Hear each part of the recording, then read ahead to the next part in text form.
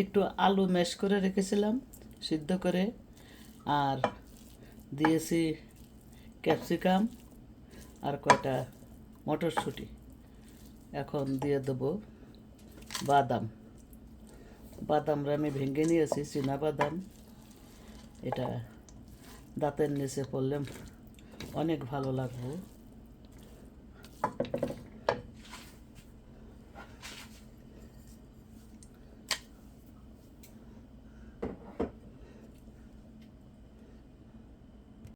আর দেব chicken. এই চিকেনটা আমি সিদ্ধ করে একবারে ভুনা করে রেখেছি সব মশলা দিয়ে। এটা এখন দিয়ে দিলাম। এখন সব কিছু মিক্স করে নেব।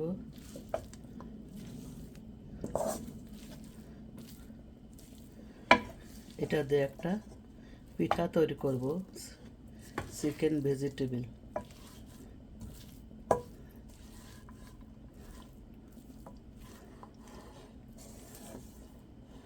আর বেশি জাল দেব না।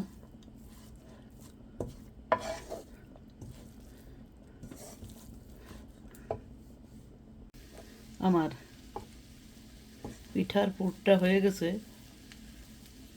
দেখেন।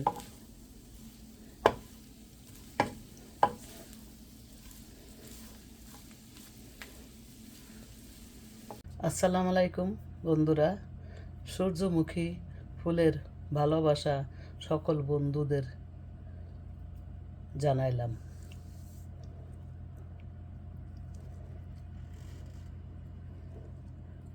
পিঠা তৈরি করব। এখানে আমি রুটি বানিয়েছি।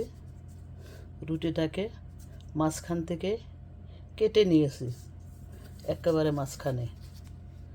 এখন এখানে চিকেন ভেজিটেবল এই পুরটা এখানে দিয়ে দেব।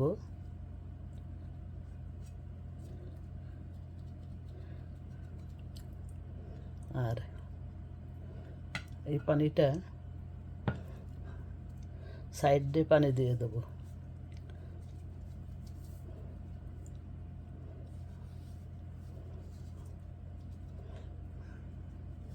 দিয়ে এভাবে ভাঁজ করে নেব।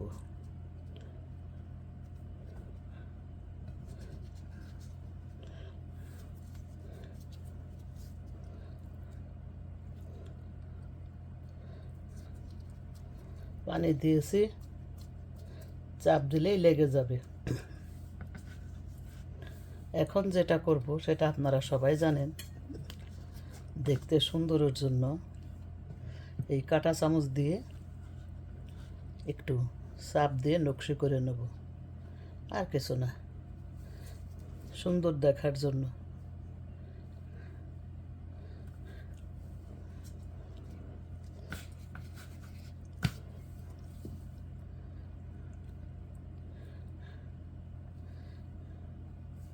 এভাবে এভাবে আমি পিঠাগুলো বানিয়ে নেব। দেখেন,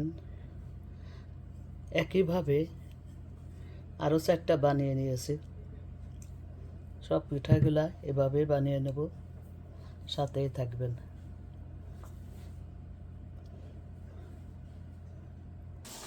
পিঠাটা আমি তেলে দিয়ে দিয়েছি।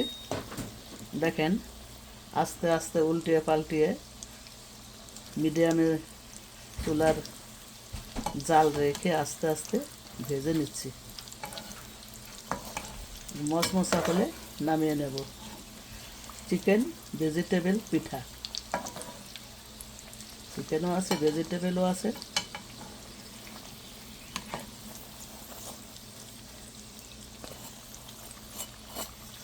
এভাবে আমি সব পিঠাগুলো ভেজে নেব। এরকম কালার হলে নামিয়ে নেব।